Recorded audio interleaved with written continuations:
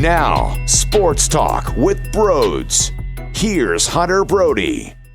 What is going on, everyone? Welcome to Sports Talk with Brodes. Now that satisfies me. That victory is something I'm thrilled about. Now, what are you referencing, Brodes? Yesterday, I recorded a podcast asking the question, are you satisfied with the 3-1 start? And I wasn't. I didn't like the way that it looked. And I will say, I am very disappointed in some of you out there because I was getting abused. People were destroying me. How dare you come up with a conclusion to this basketball team? And I thought it was very simple to understand, but I guess here I am having to describe it in a different way. I have stated a million different times that I am fully aware that it takes time to grow as a team.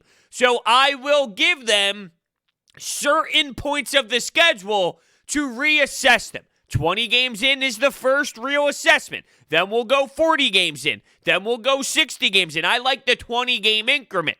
But that doesn't mean I'm not allowed to talk to them or talk about them, until we reach that point. I am going to continue to talk about how I feel, continue to dissect the action, continue to give my thoughts while totally being aware that they are going to change their identity, probably, as they continue to play together, that they will become more of a cohesive unit as they gather more time together and running up and down the floor. So I know that it's not who they fully are after the 4 games when I asked the question, but I also think it's fair, no matter the outcome against the Magic, now we know they destroyed them. It was an unbelievable effort. They shot the ball from 3 lights out. They brought the defensive intensity. They blew Orlando out of their own arena.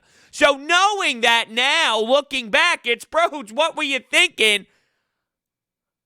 It's okay to say that I wasn't satisfied with the first 4 games, and it's also okay to say that it doesn't mean that's what they're always going to bring to the table. Okay, so I'm a little disappointed in some of you out there. The reaction to the discussion was absurd.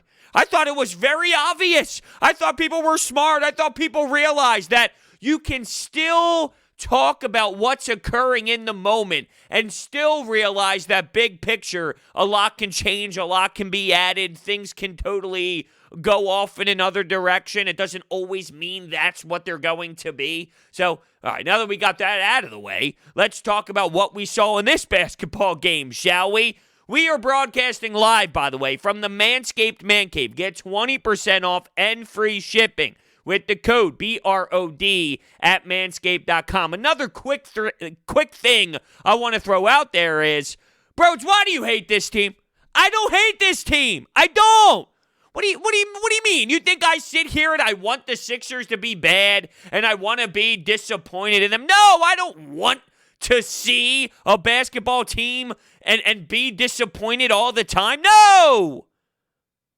I look at things from all different angles. For example, this was an awesome night shooting. Now, they finished around 45.5% from 3, but the starters were out of the game later on. When it was the middle of the action, the legitimate time of this game, they were shooting over 60% from 3. Nonstop. Matisse Thybulle hitting threes. Dwight Howard hitting threes. Ben Simmons hitting threes. I saw a game last year against the Milwaukee Bucks where they were unstoppable and not missing a damn thing from 3. I didn't believe that they were a 28% from 3 team that they showed in their previous outings. Like, there were times where they only made 8 3-pointers in the game, and I said, well, that's not who they are. They're going to be better than that. Well, when I see this isn't who they are. It's going to be somewhere in between. It's nice to know that it's in there, and we'll see. Will this be more of a common ground than, say, what we saw last year? We saw them to this insane level against Milwaukee. We didn't really see it again last season. We didn't see it very often. Is this something that you see more than what you saw last year? I would say probably not. I'm not going to get sucked down that road. It's sort of similar to the Jalen Hurts thing. So Jalen Hurts had 2 awesome starts. Everyone was so all in love. This is the guy, Hall of Fame, franchise quarterback. And I said, calm the hell down. Calm down. And then you saw in their last game that the surrounding pieces were still such a big issue that even the savior, Jalen Hurts, was not able to get them over the hump. When I look at this basketball team, I'm not going to overreact based off of this. I'm not going to overreact based off of what I saw, even if I talk about it in the moment and I'm not satisfied. I'm not going to overreact to any of this right now. So I don't think this is who they are. I don't think what they showed in the beginning is who they are. They're somewhere in between. So I don't hate this team. I think it's very fair to say that because you see something in one outing, let's add some context to it. Last year, they had a very similar outing, and they were a horrible team. You would never want to go back to what you saw last year.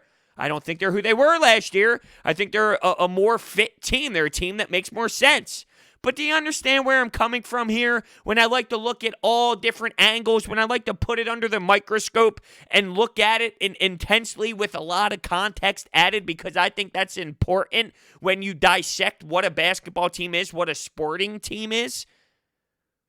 All right, so let's talk about this game, as I was kind of alluding to before. They scored 38 points in the first quarter, and from tip-off, it was all 76ers. I will praise the Sixers defense for causing havoc, for forcing the Orlando Magic to be brutal. I also thought the Orlando Magic were just flat-out brutal as well. It sort of reminded me of what I saw the Sixers do against Cleveland the other night. They had nothing. They got outworked. They got outbattled. They got destroyed. And then you fast forward to this night, it's almost as if the Orlando Magic were the 76ers just a couple nights ago. Well, they started out 4-0. They had this great offense statistically. Well, they're going to come down to earth a little bit. They're going to get outworked, and that's exactly what the 76ers did. And let's be realistic. There has been some brutal games by the Sixer squad against the Orlando Magic where maybe that had something to do with the mindset heading into this basketball game. Oh, by the way, 4,000 fans in attendance too? Maybe there was some juice. Maybe there was a reason why Joel Embiid was essentially humping the ground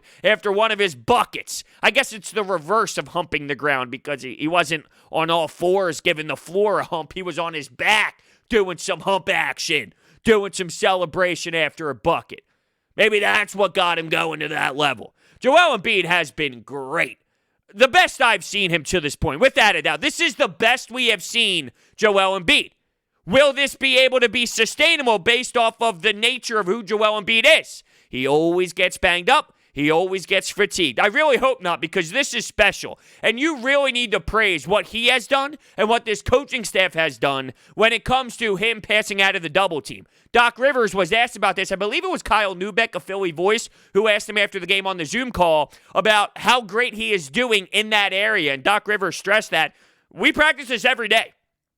Every day we drill it in Joel Embiid's head. We give him options to look for, and when he gets the basketball, that's what he does, knowing that guys are going to be flooding him and making it hard for him to operate. But you can totally see that he has worked on that side of it, and he has brought it to another level. But it's not just that, it's the face-up game. How about what he did to Vucevic early on in the first quarter? He faces him up and just destroys him, obliterates him, and has a monster jam as he goes back and runs down the floor. You can see his confidence, you can see his excitement, you can see that he is totally engaged. Joel Embiid has added so much to his game already, and it's just been fantastic. And then we look at his free throw shooting. It wasn't like it was the other night. He went to the line 16 times the other night. In this basketball game, he finished 6 of 8 from the free throw line with 21 points. It's not so much about the quantity in this game. It's just the fact that, and this isn't new, this is something he's always been able to do, but Joel Embiid, for being a 7-foot guy, for him to be able to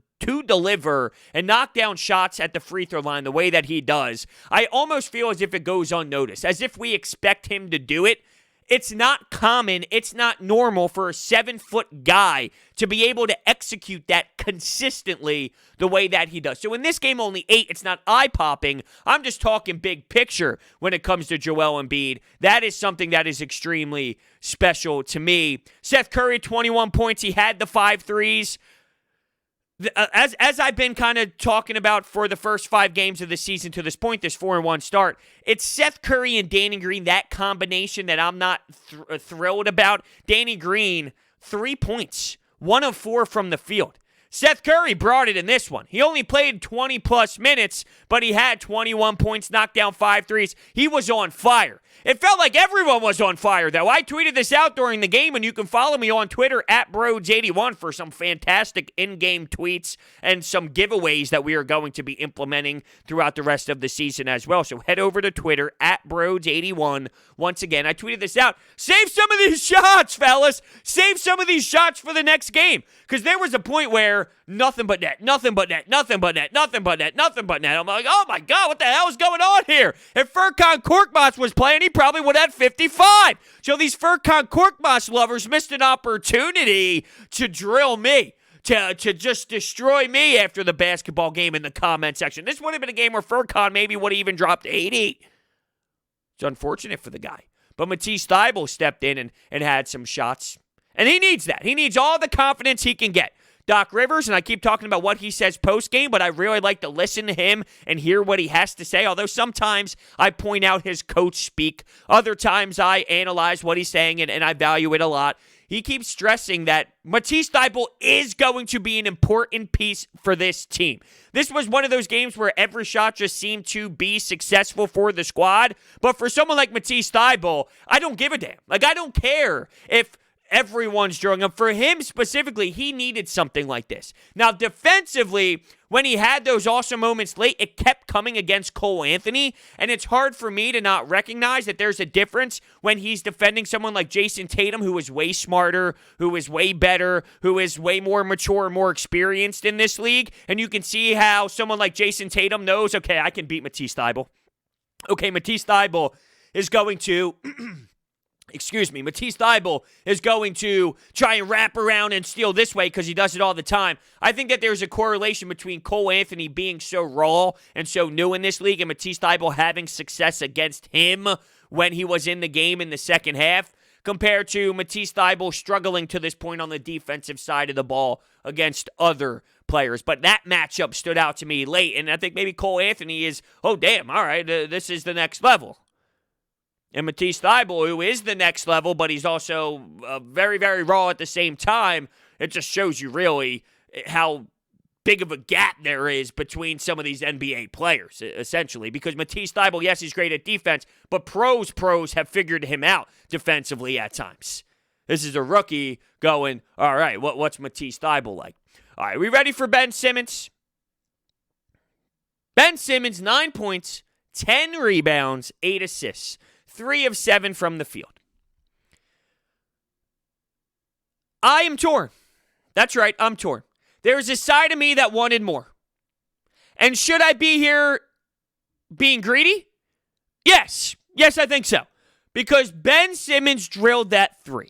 This was a 30-point game essentially the whole time. Once they got going, they stayed on the gas pedal, which deserves a lot of credit considering this team in the past with these 2 players and with Tobias Harris and with some of these other players would allow teams to creep back in. And I thought in the second quarter to start, the second half to start the second half, the Magic had a couple buckets, and then there was one possession where I think Mark Zumoff said this on the broadcast. It was almost as if all the Magic defenders had their legs and their feet stuck to the ground, stapled to the ground, screwed into the ground, where they weren't able to move at all, and the Sixers got an easy bucket. From that moment, it was all 76ers once again. So there was maybe a minute or two to start the second half where I got a bit nervous, going, uh-oh, here comes a little bit of a spark. Here comes a big intermission. They probably got their asses reamed in that locker room, and here they go on a nice little run to start things off. But once that super bad possession for the Magic happened defensively,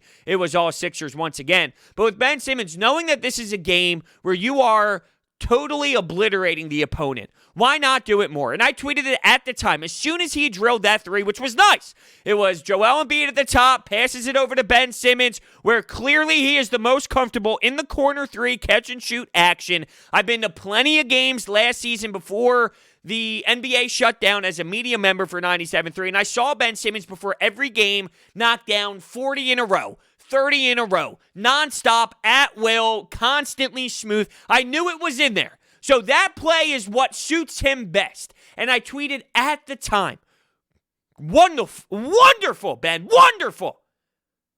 I'm excited. I want more. Do it again.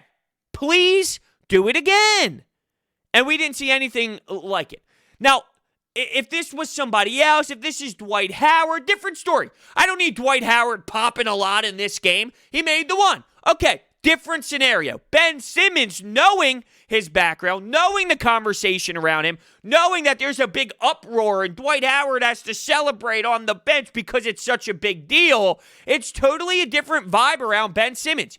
Do it more. The fact that you only got one, that bothers me. And I know some will be satisfied with one, but I'm not. I'm done with the one thing. We've gotten to the one thing. We've seen one, then we've seen a 20-game spurt of nothing, and then we see another one. I'm at the point where one is no longer satisfying me. I'm at the point now where I need to see two in a game. I need to see you run the same action. There's no reason why you can't run that same exact play where Ben Simmons gets an open catch-and-shoot three that looked like it was in flow and it was in rhythm. There's just no reason.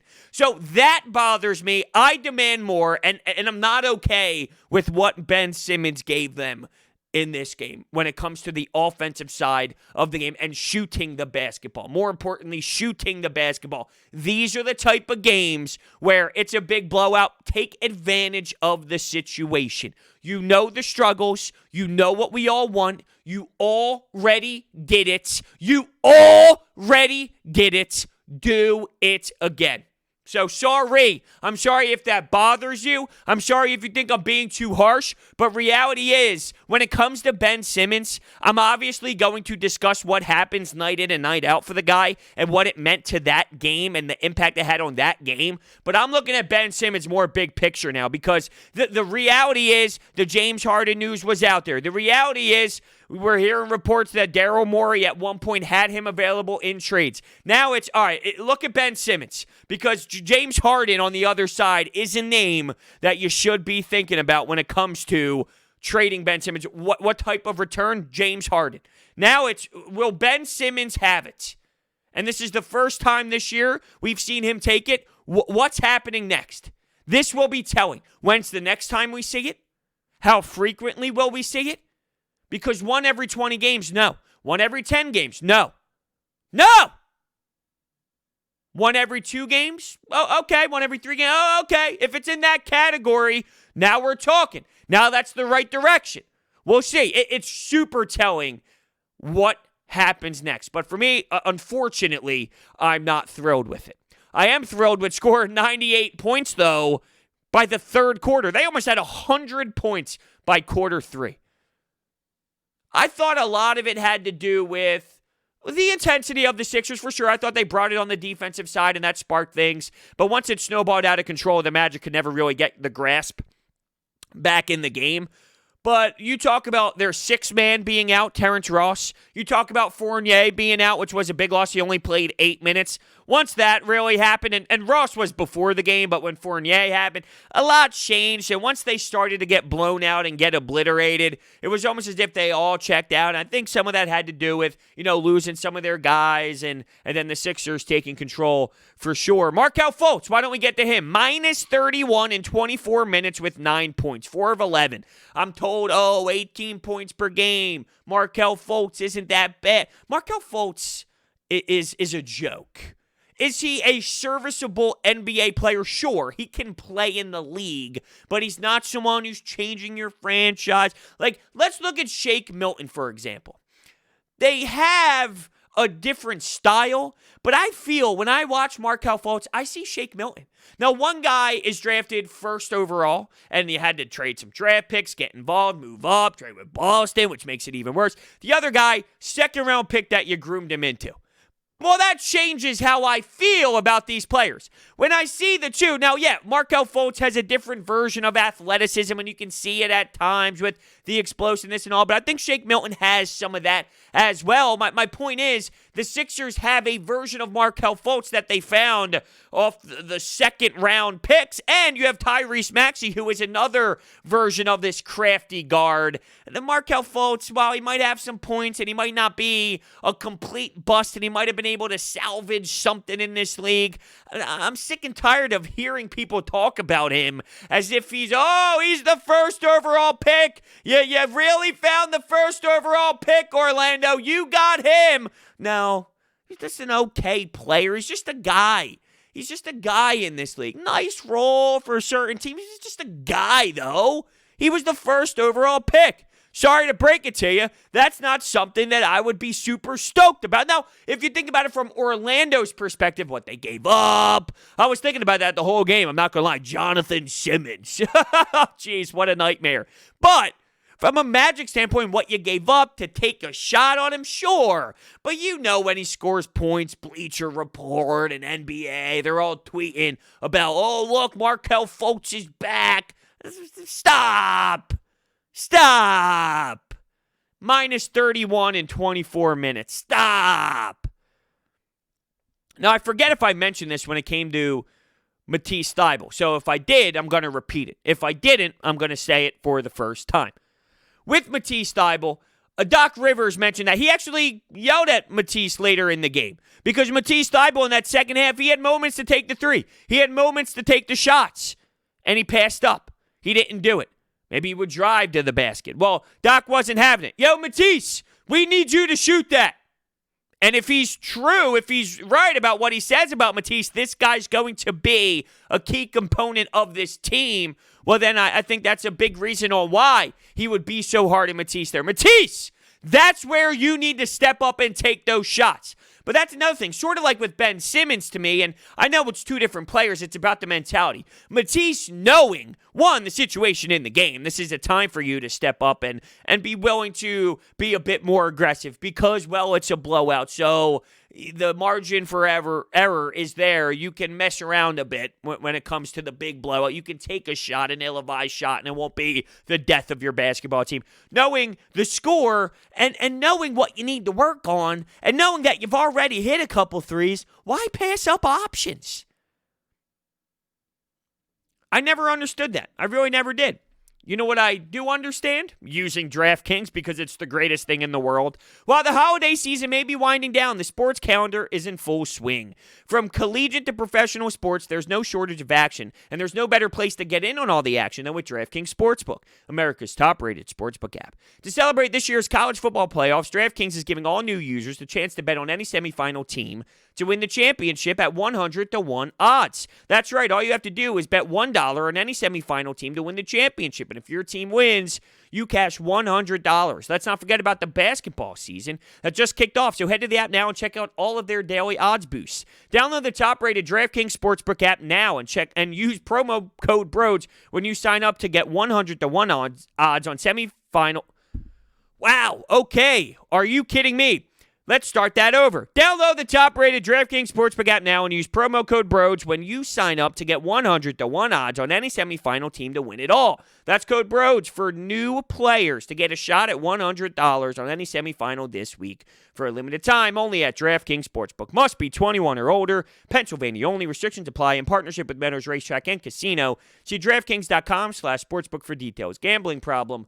Call 1-800-GAMBLER. I kept messing up because right now I'm, of course, broadcasting live in the Manscaped Man Cave, and we have 3 TVs on the wall that I'm looking at the moment, and I have the Team USA World Junior Championships on right now. If you don't know what that is, it's one of the best hockey tournaments in the world, and Team USA's scoring 2 goals, and I'm trying to look at it. They're playing Sweden while I'm trying to read the live read and look into the camera. It's a mess. You know, sometimes I'm a little sloppy. What can I say?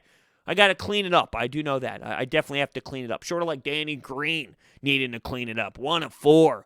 I mean, sheesh, at one point in the game, he's airballing it from a corner 3. It's going all the way over the hoop. Didn't even touch rim. Didn't even sniff rim. Are you serious?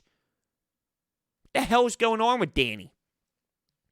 Throwing it all around to everybody here. I did mention Tyrese Maxey. I thought he had some great drives to the basket. And I keep talking about his first step, and I keep talking about his first couple of steps when it gets to going to the rack. Well, yes, that is an explosive part of his game, and the ability to knock down a J was also something that stood out to me. I really do like Tyrese Maxey, and he's fun to watch. At the end of it, you're getting a bunch of slop, though, a bunch of nobodies, a bunch of the end-of-the-bench guys, which, it's funny.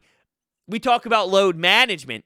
Doc said back in his day, load management was, you blow out the damn team. Blow out the squad, and then you get a chance to sit your ass on the bench and gather time. Rest then. Let the other guys eat up some minutes then. That's when you get your load management. But it is nice to see that, late in the game, fourth quarter, you give the ball to the other guys so you can set some of your starters down, and maybe instead of sitting Joel Embiid in the second half of a back-to-back, if you continue to blow out squads like this, you get that chance. Although I don't anticipate it being to this level. Although if you look around the league, there's been some monster blowouts. There's been some teams getting annihilated to this wild degree. How much of that had to do with the training camp and the off season and just getting into the flow of things and not having fans, right? I mean, let's be realistic. If you're a home team and a team comes into your building and they get off to a little bit of a rush, let's say this. Let's use this as the example. Maybe this is going to an extreme, but I think there's some validity to it. If the Orlando Magic, there were a lot of Sixers fans there apparently, and I forgot that there were 4,000 fans in the stand, so there were fans there. But if there's 25,000 and you start that second half off with a 6-0 spurt with a couple buckets, well, the intensity of the crowd might allow for that team to continue to push and continue to get some buckets and play smarter basketball. Maybe a lot of the blowouts have to do with there's no momentum swing. You need to rely on your bench, on your guys that are sitting on the sidelines. You need to have your teammates on the court react and bring that emotion, bring that fire. I just wonder if the natural juice that you get from the fans and from the atmosphere, because that's not there, well, some of these teams, like, there's no energy rise to kind of allow that team to get back into the flow of things. I feel like there's got to be something to that. It's got to be weird to play in these empty gyms where you're so used to. Imagine a 6-0, 8-0 run. Imagine an 8-0 run at the Wells Fargo Center. A Joel Embiid 2. Sixers up 4, timeout! Whoever they're playing, timeout Magic! Everyone rises to their feet, going nuts. You don't think that adds a lot of power? It absolutely does. So I feel like a lot of it has to do with a lot of the blowouts situation. And I wonder if we're going to start seeing more teams implement people into the building. I know before the season start, Golden State was talking about testing people, and if you bring a negative test, you're allowed into the arena, but I haven't really followed up too much on what they were doing there or followed up too much with some of these NBA protocols because I'm so COVID out. I'm so sick and tired of hearing about COVID here and hearing about COVID there. It's really just brutal. But I do want to mention this. Speaking of COVID and the year 2020, it's going to be in 2021, sadly. It's not going anywhere right now with the snap of the fingers, but we are entering a new year in 2021, and just like I did on Christmas and throughout all of the holiday season, I just want to bring my appreciation out once again to everyone involved in Sports Talk with Brodes. Everyone who listens to the show, supports the show, hits the thumbs up button, subscribes, listen to it on Apple Podcasts, Spotify, Google Podcasts, however you listen to the show and interact with the show. If you call into the Anytime Hotline all the time, thank you.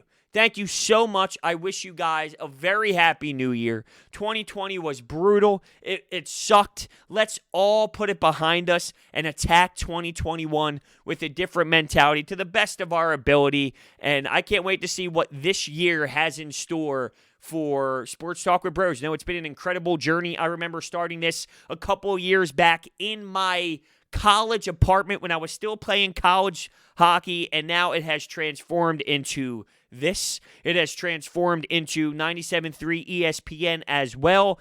It's been an incredible journey, and thank you for allowing that to happen, for following me, for listening, and seriously, for what's in store for this year. I'm promising you that it's going to be great content, it's going to be new content, and it's going to be nonstop content. So, of course, Happy New Year's, everybody. The Sixers treat us well with a win that will satisfy us. That doesn't take away from what they did in the 3-1 start in the first 4 games that did not satisfy me. Squeaking one out against Washington, squeaking one out against, who was the other one? Oh, Toronto Raptors, of course. They blew out the Knicks, and they got their asses handed to them against the Cleveland Cavaliers. So it doesn't take away anything that I saw in the first 4 games that did not satisfy me, but I was absolutely cool and okay with this blowout. Domination on all levels. Did I even mention Tobias Harris yet? What the hell is wrong with me? Tobias Harris, let's talk about him as we get towards the end of the show here. Tobias Harris, 20 points, 3 threes, 8 of 15 from the field. This is now 2 basketball games out of Tobias Harris that was extremely strong, that was entertaining, fantastic, smart decisions, and playing the game beautifully. What we've seen out of Tobias Harris in the last 2 efforts is tremendous. If this is the version of Tobias Harris that you consistently get, that you get more times than not, that opens the door for a little bit more than what I could have expected out of this basketball team. If Ben Simmons gives you more than this, because I think he needs to, if Joel Embiid continues to thrive the way that he is, and Tobias Harris is this version of himself, I think the conversations of, hey, what do you think about this team? What's the ceiling for this team? I think it can grow a bit compared to where I felt they were prior to Tobias Harris playing this strong and playing this smooth. It's clear that Doc Rivers is in his head. It's clear that he has, Doc Rivers has Tobias Harris playing a certain way, feeling confident about his game, and utilizing him in a way that he did in LA that got the best out of him. It needs to continue. I do love hearing, though, when you hear the coach speak, I do love hearing about the attention to detail in some of the players that they're playing against. As if they realize what Aaron Gordon is, they realize what Markelle Fultz is when it comes to shooting the basketball. They were prepared. They were mentally engaged in the blueprint, in the strategy. Let Aaron Gordon shoot. Let Markelle Fultz shoot. Let them do what they want to out there. They're not great shooters. Okay, it's not like they can shoot at a really high clip all the time. They're just not that version of themselves. They paid attention to their matchups. Allow their matchups to shoot the basketball if they want to. We'll take the percentages. We'll play that game. We'll play the analytical game here. And it benefited them. But it's the attention to detail. It's the preparation. It's, okay, who are we going up against? Okay, let's be smart here. Let's analyze things. It's something that Doug Peterson doesn't seem to do very much. So from that standpoint, I'm appreciating it. Because Doug Peterson doesn't look at the matchup. If that's the case, he would have ran the damn ball against the Dallas Cowboys. But I digress. No reason to go there. Thank you all so much for listening. I need to let you know, by the way, about my friends at Orbit Energy and Power. With over 20 years of experience in the solar industry, they are home to your solar experts in residential and commercial projects. They are dedicated to making sure that your project is completed easily and properly by using high-quality materials and trained professionals to get the job done right.